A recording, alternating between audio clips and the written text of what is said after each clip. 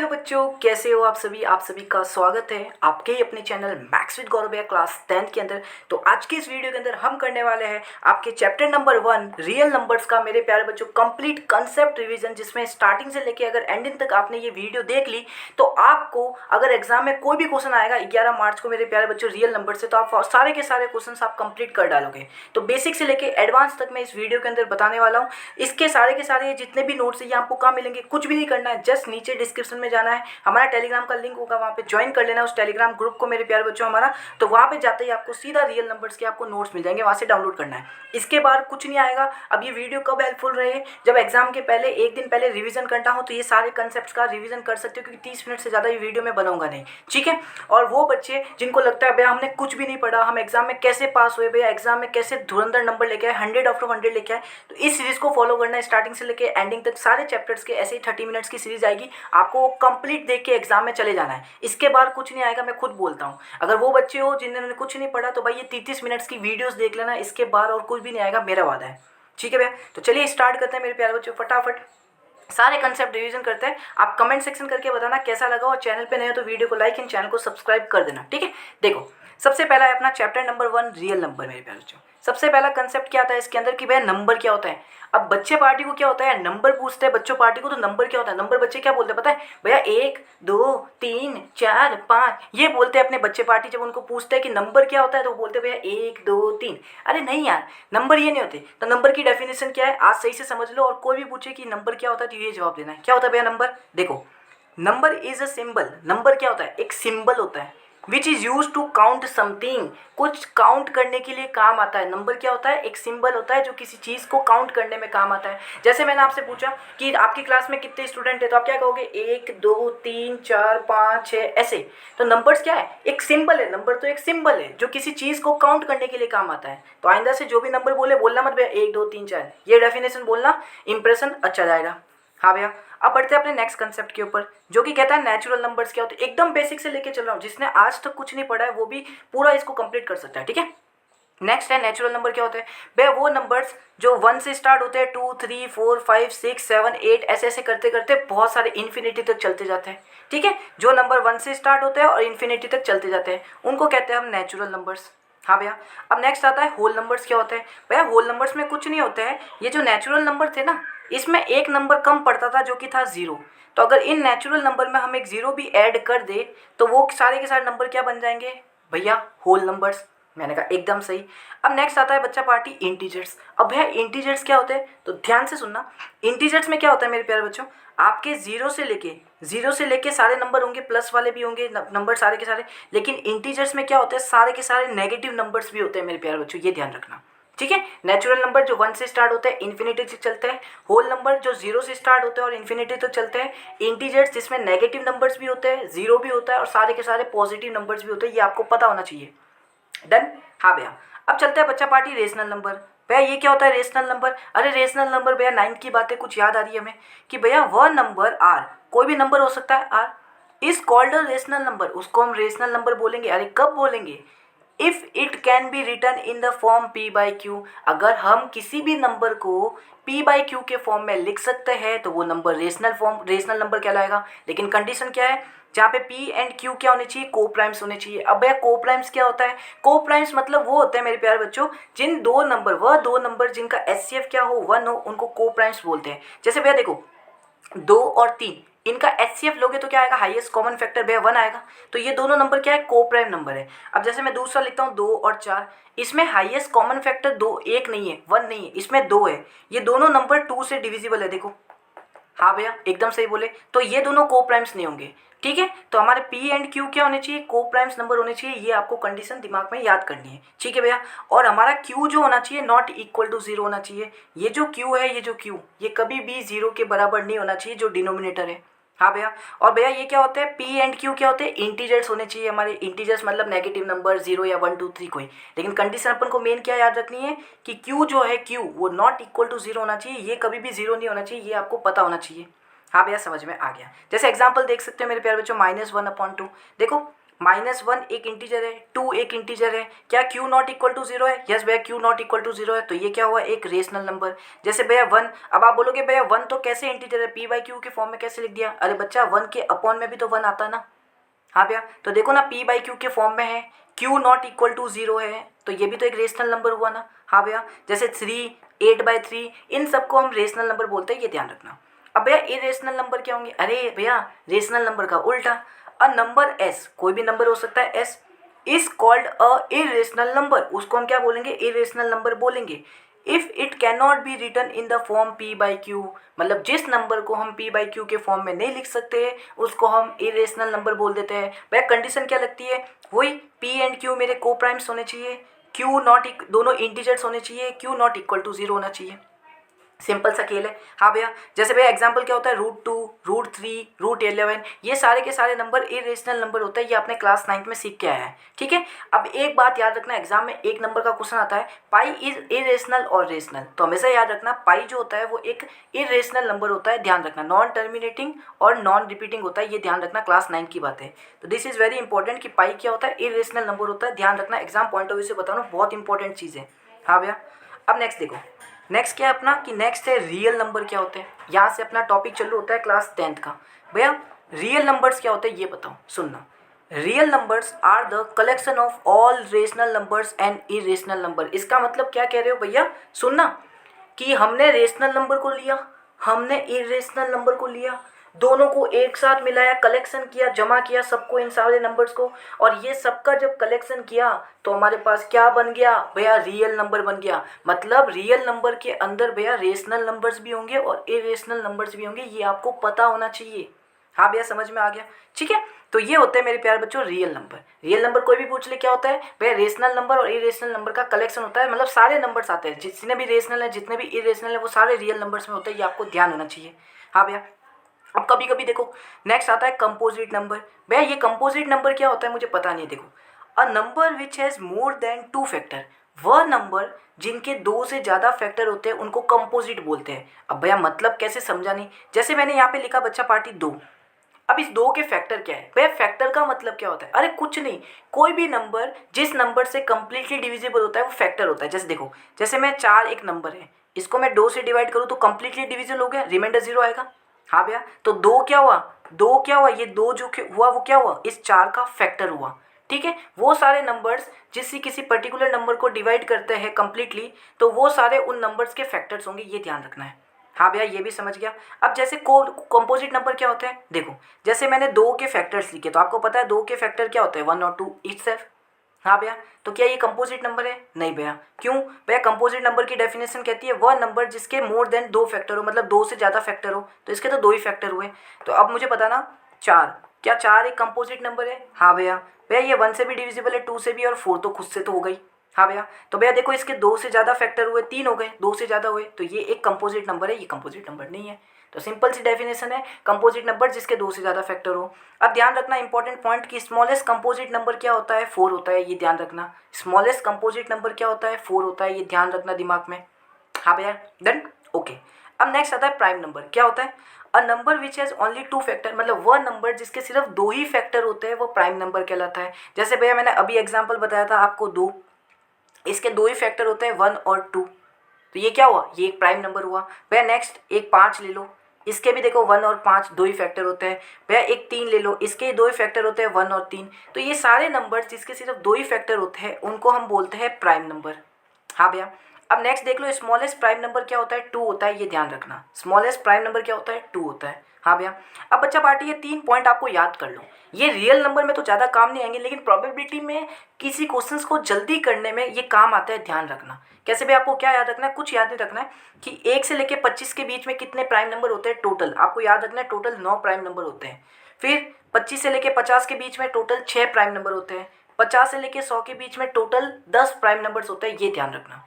ये आपको बातें याद होनी चाहिए, पहले बता रहा हूँ। ये प्रोबेबिलिटी में काम आएगा। अगर प्रोबेबिलिटी में कभी भी प्राइम नंबर के बेसिस पे क्वेश्चन आता है तो it will help a lot, ठीक है, मदद करेगा। अब नेक्स्ट देखो, नोट डाला है मैंने आपके लिए। ये सारे नोट्स आपको टेलीग्राम पे मिल जाएंगे, लिंक इन डिस्क्रिप्शन दे दिया, वहाँ से कर लेना।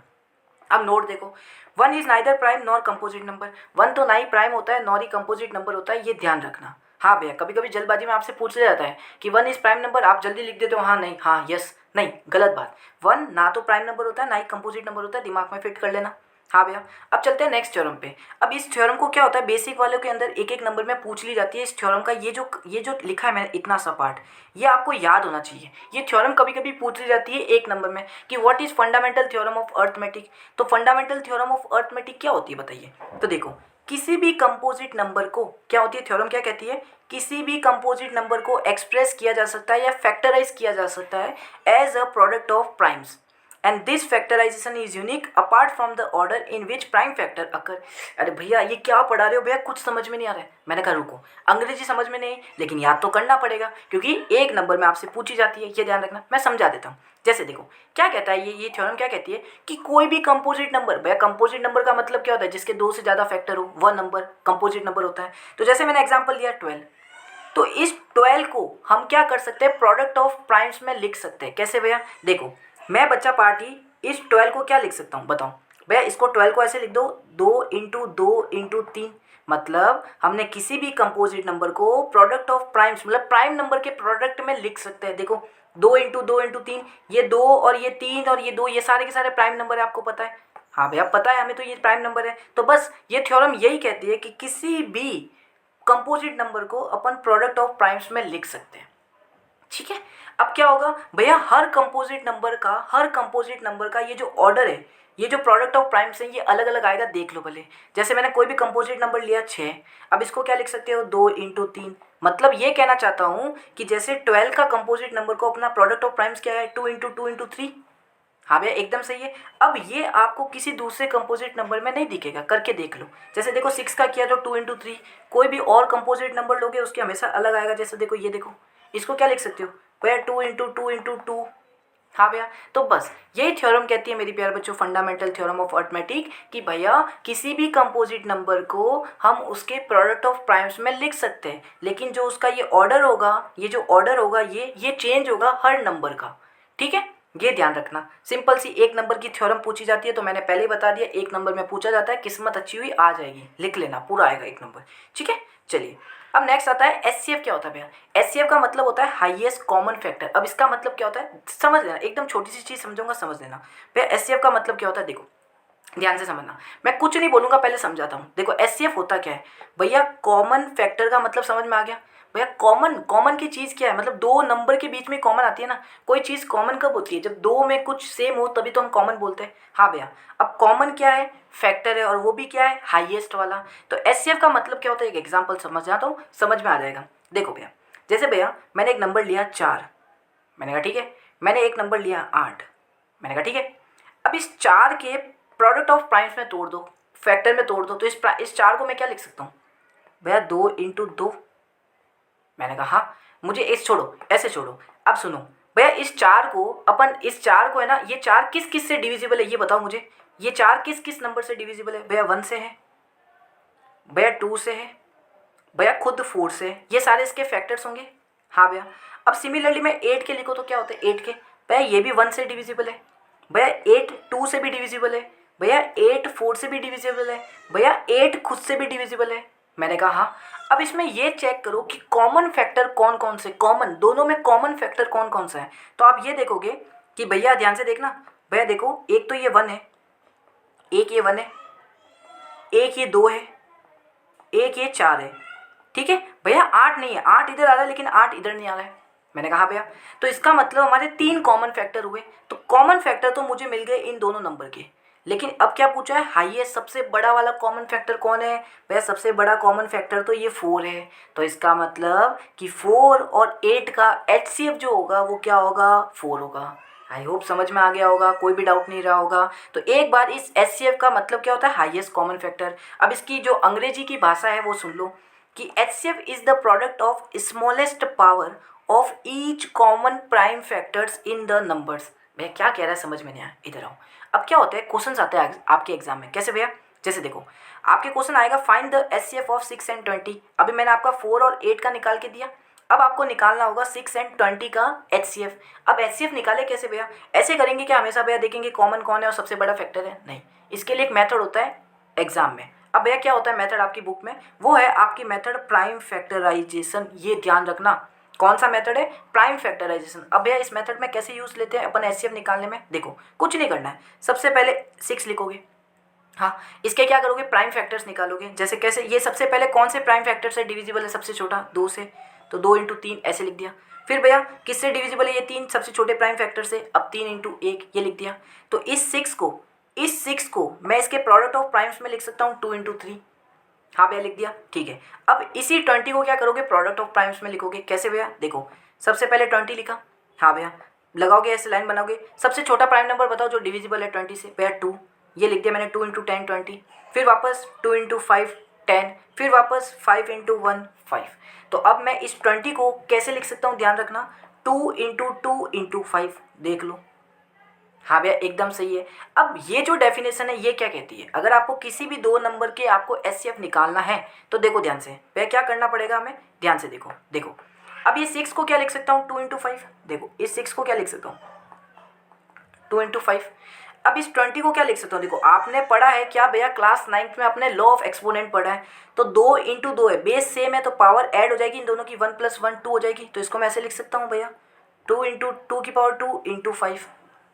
मैंने कहा हाँ भैया, इसको 2 इंटू 3 लिख सकते हैं 6 को, हाँ भैया एकदम सही है। अब देखो एचसीएफ क्या कहता है, ये ध्यान रखना, HCF is the product of, किसका प्रोडक्ट है, एचसीएफ किसका प्रोडक्ट है, smallest power of each common prime factor in the numbers. मतलब कि हर कॉमन फैक्टर की जो स्मॉलेस्ट पावर होगी उसके प्रोडक्ट करेंगे तो वो बराबर आएगा एचसीएफ के। देखो भैया कैसे, देखो अब मुझे इन दोनों का एचसीएफ निकालना है, मैंने कहा हाँ। अब देखो ये पूरा कॉमन है, ये दोनों कॉमन फैक्टर है, हाँ भैया। अब देखो यहाँ पे नीचे 2 की पावर है 2, यहाँ पे ऊपर है 2 की पावर 1, तो क्या बोला है, एचसीएफ क्या होता है, प्रोडक्ट होता है स्मॉलेस्ट पावर किसकी, हर कॉमन प्राइम फैक्टर की। अब देखो कॉमन प्राइम फैक्टर हमने निकाल लिया, नीचे 2 की पावर 2 है और ऊपर 2 की पावर 1 है, तो कहाँ पे छोटी पावर है, देखना छोटी पावर किधर है, आप बोलोगे भैया ऊपर की तरफ छोटी पावर है, 2 की पावर 1 है। तो आप क्या करोगे, अगर आपको इन दोनों का एचसीएफ निकालना है, अगर आपको इन दोनों नंबर का एचसीएफ निकालना है तो आपको छोटी वाली पावर लेनी पड़ेगी हमेशा, मतलब 2 की पावर 1 को 2 लिख सकता हूँ, हाँ भैया समझ में आ गया। अब नेक्स्ट सुनो, देखो यहाँ पे 3 है, लेकिन भैया यहाँ पे कोई 3 नहीं है, अरे बच्चा पार्टी, तो मैं इसको ऐसे नहीं लिख सकता 3 की पावर 0, भैया लिख सकते हो 3 की पावर 0 1 होती है, और 1 से किसी को मल्टीप्लाई करोगे तो कोई इफेक्ट नहीं पड़ता है, हाँ भैया। तो भैया मैंने यहाँ पे लिखा, अब इन दोनों को लो कॉमन फैक्टर को, हाँ भैया। भैया नीचे पावर 0 है ऊपर पावर 1 है, तो छोटी पावर कौन सी हुई भैया, ये वाली, तो 3 की पावर 0 तो क्या होता है 1 होता है। तो यहाँ पे अगर आप 3 की पावर 0 लिखो या ना लिखो बात बराबर होती है, क्योंकि इसकी वैल्यू तो 1 के बराबर ही आती है, हाँ भैया। अब नेक्स्ट देखो, यहाँ पे है 5, भैया ऊपर तो 5 है ही नहीं, अरे मैंने कहा क्यों चिंता कर रहे हो, अपन ऊपर ऐसे लिख सकते हैं ना 5 की पावर 0, हाँ भैया। तो भैया अब इन दोनों में कॉमन क्या है, कॉमन है ये, किसकी पावर छोटी है भैया, यहाँ पे तो 1 है और ऊपर 0 है, तो भैया 5 की पावर 0 छोटी है, तो मल्टीप्लाई कर दो, 5 की पावर 0 लिखूँ या 1 लिखूँ बात बराबर ही है, हाँ। तो देखो ना मल्टीप्लाई कर दो बस हो गए, 2 into 1 into 1 2 is your correct answer. और देखो इसका ही एचसीएफ भी आ रहा था। तो ये होता है बच्चा पार्टी एचसीएफ। आई होप समझ में आ गया होगा, कंप्लीट एचसीएफ के बारे में नॉलेज समझ में आ गई होगी, कैसे आप एचसीएफ निकाल सकते हो। इस मेथड से आप 3 नंबर का भी एचसीएफ निकाल सकते हो, जरूर नहीं 2 का, सेम प्रोसीजर करना है, नीचे तीसरा नंबर आ जाएगा उससे भी आप एचसीएफ निकाल सकते हो, सेम प्रोसीजर ये लेना है। सबसे छोटी पावर देखनी है तीनों में कौन सी है, ठीक है, फिर उनमें से सबसे छोटी पावर वाला लेना है हर कॉमन प्राइम फैक्टर का, ठीक है, हाँ भैया समझ गए। अब आता है बच्चा पार्टी एलसीएम। अरे भैया एलसीएम क्या होता है, सुनना, एलसीएम का मतलब होता है लीस्ट कॉमन मल्टीपल। अब इसमें क्या होता है, देखो लीस्ट कॉमन मल्टीपल कैसे होता है भैया, एग्जांपल के थ्रू मैं समझा देता हूँ, एक चीज़ समझाऊंगा देखना। जैसे मैंने बच्चा लिखा 4, जैसे मैंने लिखा बच्चा आपको 2, हाँ भैया। अब 4 के मल्टीपल बताना भैया, एक तो 4 खुद, एक 8, एक 12, एक 16, ऐसे बहुत सारे मल्टीपल होंगे, बहुत सारे आगे 4 के मल्टीपल्स होंगे। भैया 2 के मल्टीपल लिखना, मैंने कहा भैया 2, मैंने कहा 4, मैंने कहा 6, मैंने कहा 8, मैंने कहा 10, मैंने कहा 12, मैंने कहा 14, ऐसे चलते जाएंगे आगे, बहुत सारे मल्टीपल मिलेंगे 2 के। अब मैंने कहा इनमें से कौन से कॉमन मल्टीपल है, देखना कॉमन मल्टीपल ढूंढने, कॉमन वाले ध्यान रखना, कॉमन मल्टीपल देखो भैया कॉमन कौन कौन से देखना। एक तो ये 4 आ रहा है दोनों में, एक ये 4 आ रहा है, हाँ भैया। भैया एक देखो ये 8 आ रहा है, हाँ भैया। ऐसे आगे बहुत सारे भी मिलते रहेंगे, देखो 12 भी होगा, 16 भी होगा, ऐसे बहुत सारे मिलते रहेंगे, मतलब बहुत सारे कॉमन फैक्टर्स आपको मिलेंगे, कॉमन मल्टीपल्स मिलेंगे।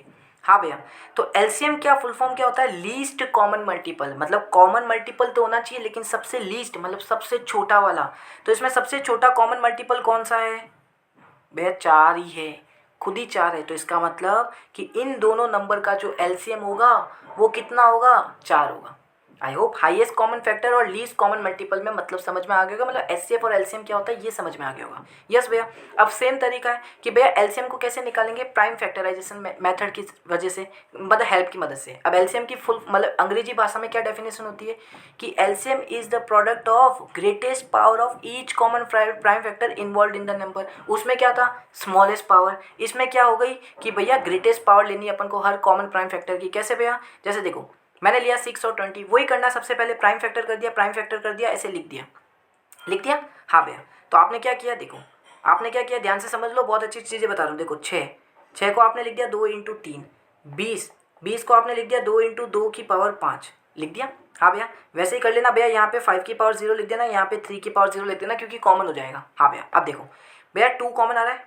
हाँ भैया, ये प्राइम फैक्टर कॉमन है, यहाँ पे 2 की पावर 2 है, यहाँ पे 2 की पावर 1 है। बड़ी कौन सी है, देखो बड़ी पावर कौन सी है, आप बोलोगे 2 की पावर 2, तो नीचे लिख दो 2 की पावर 2। मैंने कहा हाँ, अब इसको मल्टीप्लाई करना है किसके साथ, अब यहाँ पे 3 और यहाँ पे 3 कॉमन दिख रहा है, बड़ी पावर किस पे है भैया, 3 की पावर 1 है, तो आप लिख देना 3 की पावर 1। अब देख लो भैया 5 की पावर 0 और 5 की पावर 1 बड़ी कौन सी है भैया, 5 की पावर 1 है, तो मल्टीप्लाई कर देना 5 की पावर 1 से। और यही आपका क्या होगा, एलसीएम होगा किन दो नंबर्स का, 6 और 20 का। करके देख लो, 2 की पावर 2 4, 4 इंटू 3 कितना होता है 12, 12 इंटू 5 कितना होता है 60। And this is your correct answer. ठीक है, हाँ भैया समझ में आ गया, कोई डाउट ना भैया, कोई डाउट नहीं। तो ये एग्जाम में आता है एक एक नंबर के क्वेश्चंस में, इसलिए मैं आपको कराता हूँ। ठीक है, तो आई होप एलसीएम भी कंप्लीट हो गया आपका, कोई डाउट नहीं होगा। अब ध्यान से समझो भैया, एक स्पेशल नोट है। अब भैया ये नोट है क्या, ध्यान से समझना, पहले बता रहा हूँ। हाँ भैया, for any 2 positive integers A and B, अगर आपके पास कोई भी 2 पॉजिटिव इंटीजर्स है ए एंड बी। अब पॉजिटिव इंटीजर्स का मतलब क्या होता है भैया, पॉजिटिव इंटीजर्स का मतलब होता है भैया 1 2 3 4 5 6 7 8 ये होते हैं, जिसमें जीरो नहीं आता है, उसको हम बोलते हैं पॉजिटिव इंटीजर्स। जीरो नहीं आता है और नेगेटिव नंबर्स नहीं आते, सिर्फ पॉजिटिव नंबर जो 1 से स्टार्ट होते हैं उनको हम बोलते हैं पॉजिटिव इंटीजर्स। अगर आपके पास 2 पॉजिटिव इंटीजर्स है ए एंड बी, तो ध्यान रखना उन दोनों नंबर का एचसीएफ मल्टीप्लाई बाय उन दोनों नंबर का एलसीएम किसके बराबर होता है, उन दोनों नंबर के प्रोडक्ट के बराबर होता है। ये ध्यान रखोगे क्या भैया, कि अगर हमारे पास 2 पॉजिटिव इंटीजर्स है, इन दोनों का एचसीएफ मल्टीप्लाई बाय इन दोनों का एलसीएम किसके बराबर होता है भैया, उन दोनों नंबर के प्रोडक्ट के बराबर होता है। तो बस ये फॉर्मूला होता है जिसपे बहुत बार क्वेश्चन आता है आपके एग्जाम के ऊपर, चाहे बेसिक हो या चाहे स्टैंडर्ड हो। ठीक है, हाँ भैया समझ में आ गया। अब एक क्वेश्चन समझ लो भैया, कैसे देखो, एचसीएफ 6 और 20 का दे रखा है आपको 2, मतलब आपको इन दोनों नंबर का क्या दे रखा है, एचसीएफ दे रखा है, आपको बोल दिया एलसीएम निकाल लो। क्वेश्चन ऐसे ही आएंगे, आप इन तीनों में से इन चारों में से कोई भी 3 चीज़ें दे देंगे, आपको एक पूछ ली जाएगी। तो इसमें आपको एचसीएफ दे दिया, आपको ये दोनों नंबर दे दिए ए और बी 6 और 20, आपको पूछा है इन दोनों का ये एलसीएम निकालना है। तो बस ये सीधा डायरेक्ट फॉर्मूला लगाओगे आप, देखो डायरेक्ट फॉर्मूला, एचसीएफ की वैल्यू रख दी 2, एलसीएम निकालना है, ए और बी मेरे ये दोनों नंबर्स हो गए, दोनों नंबर हो गए, सॉल्व कर लेना बस। 2 से ये काटा 3, तो एलसीएम कितना आ गया, 3 इंटू 20 60। और ये तो आया था हमारे, देखो पहले एलसीएम निकाला ना हमने इन दोनों का, 60 ही आया था, है ना। हाँ भैया समझ में आ गया, तो ये चीज़ें हो गई। अब एक और नोट, मोस्ट इंपॉर्टेंट नोट है, एक एक नंबर में क्वेश्चन आता है। HCF is the factor of LCM, ये ध्यान रखोगे भैया, क्या ध्यान रखोगे, पास आओ, कि एचसीएफ हमेशा फैक्टर होता है किसका, एलसीएम का। भैया समझा नहीं क्या कहना चाहते हो, देखो यार हमने अभी 6 और 20 ये 2 नंबर थे। हाँ भैया, हमने इनका एचसीएफ निकाला था, कितना आया था भैया, 2 आया था। हमने अभी इनका एलसीएम निकाला था भैया, 60 आया था।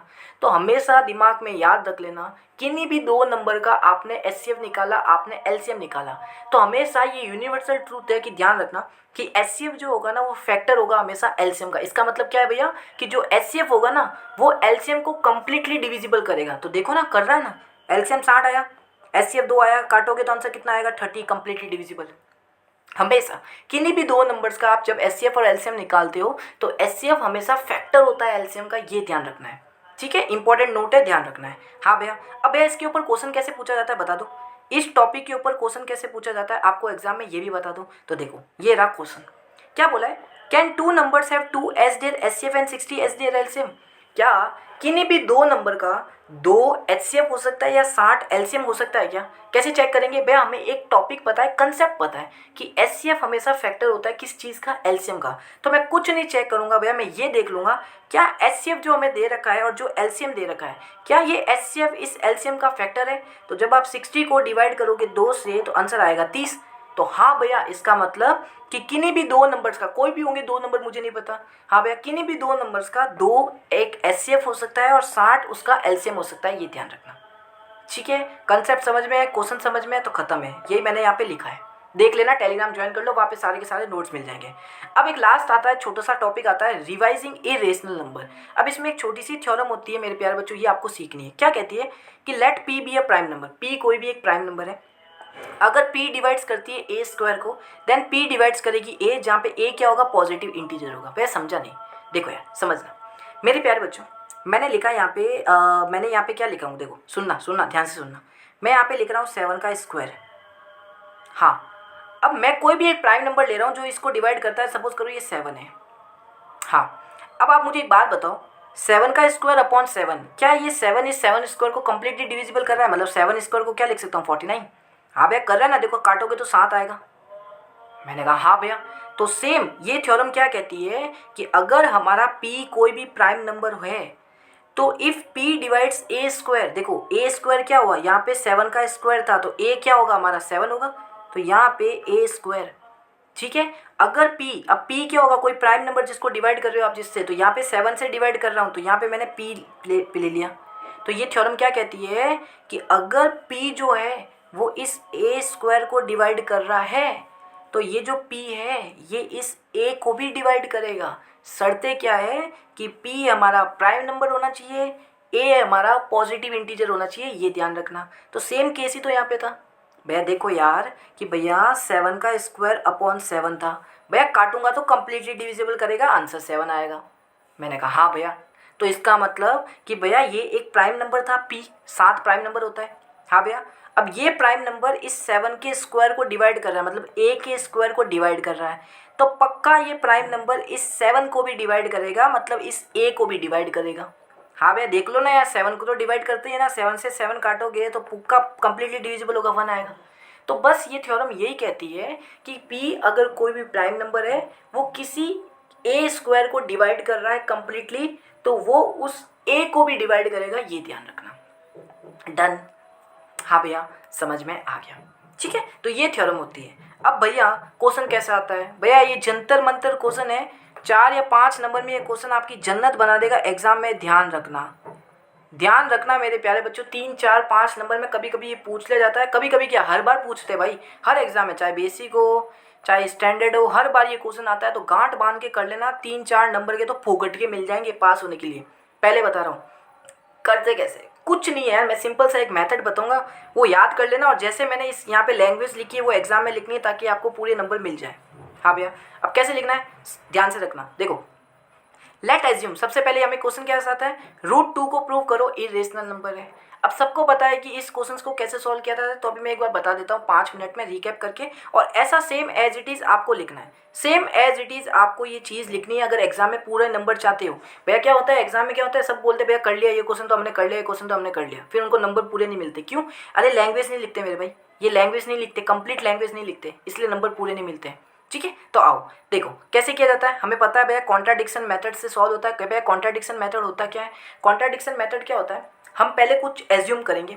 हाँ भैया, हम कुछ पहले एज्यूम करेंगे, फिर जो हमने एज्यूम किया उसको ही हम गलत बताएंगे। ठीक है, अगर मैं थोड़ा कॉमेडी वे में आपको एग्जांपल दूं, तो हम जैसे 10 क्लास में आए थे, स्टार्टिंग में हमने क्या बोला था भैया, इस बार तो फोड़ देंगे, मतलब 90% तो ऐसे ऐसे चुटकियों में 90% ले आएंगे भैया बोर्ड्स के अंदर। बोर्ड्स तो हमारा ऐसे बच्चों का खेल है, दबाए हाथ का खेल है। लेकिन जैसे जैसे दिन बीतते गए बीतते गए बीतते गए बीतते गए, फिर वो टाइम आ गया कि भाई 1 महीना बचा है बोर्ड में, तो अभी आपको लगा 1 महीना है, बीतते गए बीतते गए, अब एग्जाम के 2 दिन पहले आ रहे हो, भैया यार कुछ पढ़ा नहीं भैया, पास होने के लिए कुछ बता दो। तो आपने क्या किया, खुद को ही गलत प्रूफ कर दिया भाई, जहाँ पे मैं 90% ला रहा था, जहाँ पे तो मेरे 10% भी नहीं आने रहे। तो ये चीज़ कॉन्ट्राडिक्शन मेथड होती है। आप कुछ चीज़ प्रूव करोगे और उस प्रूफ करोगे, ठीक है, उसको बाद में आप सॉल्व करते करते उसी चीज़ को गलत बताओगे, तो वो होता है कॉन्ट्राडिक्शन मेथड। ठीक है, अब कैसे लिखते हैं देखो, लेट एज्यूम रूट टू एक इरेशनल नंबर है। पहले एज्यूम कर लो कि रूट टू एक रेशनल नंबर है। अब भैया जब ये रेशनल नंबर है तो इरेशनल नंबर को मैं लिख सकता हूँ पी बाई क्यू के फॉर्म में। हाँ भैया लिख सकते हो पी बाई क्यू के फॉर्म में, जहाँ पे Q not equal to zero होना चाहिए। हाँ भैया ये पता है भैया, किसी भी रेशनल नंबर को तो पी बाई क्यू के फॉर्म में लिख सकता हूँ ना।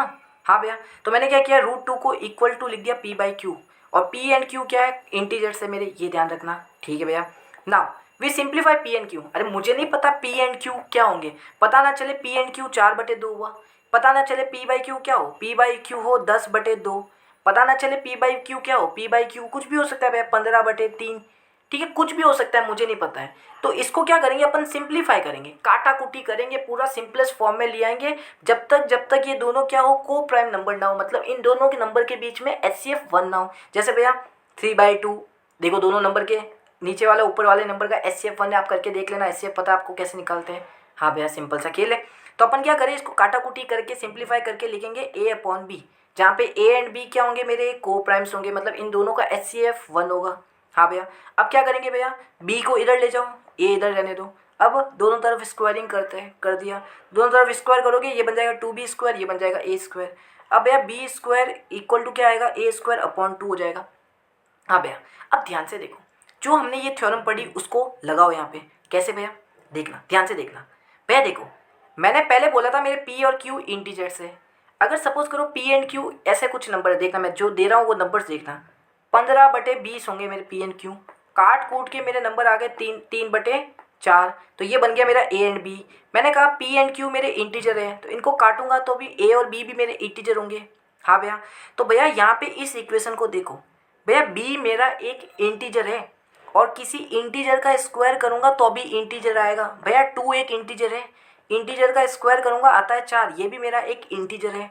हाँ भैया, तो सुनना, ये इंटीजर का स्क्वायर किसके बराबर है, A²/2 के। इसका मतलब भैया अगर ये इंटीजर है तो भैया ये भी तो इंटीजर ही होगा, तभी तो दोनों इक्वल हुए भैया। हाँ भैया दिमाग। अब भैया अगर इसको इंटीजर बनना है, अगर इसको इंटीजर बनना है, जैसे देखो ना यार बच्चा पार्टी, अगर मैं 4 को 2 से डिवाइड करूंगा तो आंसर 2 आएगा, 2 एक इंटीजर है। हाँ भैया, तो 2 कब आया, मतलब इन दोनों का आंसर इंटीजर कब आया, जब ये वाला नीचे वाला नंबर इस ऊपर वाले नंबर को कंप्लीटली डिवाइड कर देता है, तभी तो आंसर इंटीजर आता है। अब जैसे देखो ना यार, अगर आप ये एग्जांपल लेते हैं 4/3, इसका आंसर तो कोई 1 पॉइंट समथिंग आएगा, पॉइंट में आएगा। हाँ भैया, तो भैया ये तो इंटीजर नहीं हुआ, ये तो इंटीजर नहीं हुआ। हमें पता है इंटीजर क्या होता है, नेगेटिव नंबर, जीरो और पॉजिटिव, जिसमें पॉइंट वाले ना हो, फ्रैक्शन वाले ना हो, ये नंबर्स नहीं होते इंटीजर्स में। तो देखो ना इंटीजर्स में, इंटीजर्स तो आया नहीं आंसर। हाँ भैया, मतलब भैया इसका आंसर इंटीजर नहीं आया, इसका मतलब क्या है, ये तो कंप्लीटली डिविजिबल कर ही नहीं रहा है, 3 4 को नहीं कर रहा है। हाँ भैया सही बोले।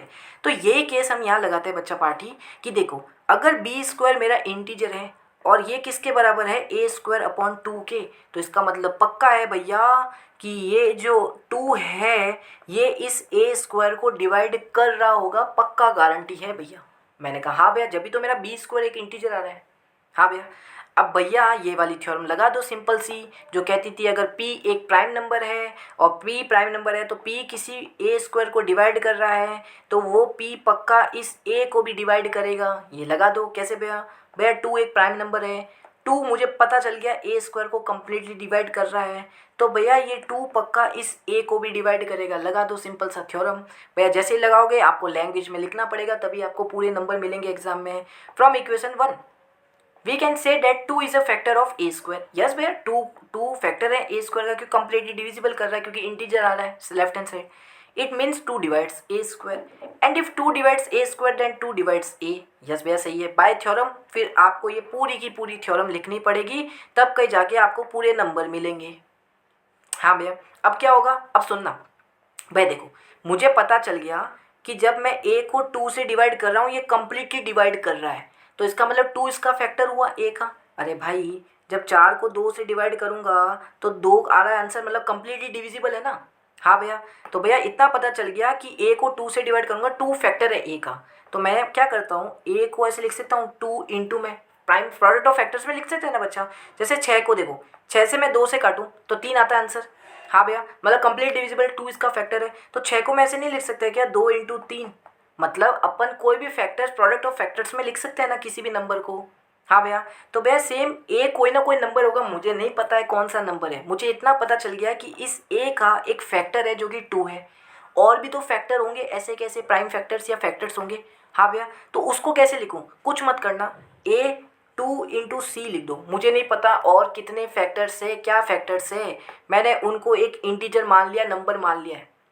ठीक है, तो आपने क्या किया, ए को लिख दिया आपने 2c, जहाँ पे c भी मेरा क्या है, एक इंटीजर है। अब क्यों लिखा भैया 2 इंटू सी आपने यार, क्योंकि देखो ये ए कोई ना कोई नंबर है यार, उसका 2 एक फैक्टर है। मुझे नहीं पता इस नंबर के बाकी भी फैक्टर होंगे, लेकिन मुझे नहीं पता है, उसको मैं सी से रिप्रेजेंट कर रहा हूँ कि उसके और भी कुछ ना कुछ फैक्टर है। हाँ भैया, और सी भी मेरा क्या है, इंटीजर है। ठीक है, हाँ भैया समझ में आ गया। तो अब क्या करूँगा, ए को मैं लेट कर लूँगा 2c के बराबर, c मेरा होगा इंटीजर। अब क्या करेंगे, इसकी वैल्यू आपको इसमें पुट करनी a की जगह। जैसे ही रखोगे तो देखो 2c का स्क्वायर 2b स्क्वायर हो गया। ठीक है, फिर इसका करोगे 4c स्क्वायर, ये 2 से 2 कट के b स्क्वायर बराबर 2c स्क्वायर आ जाएगा।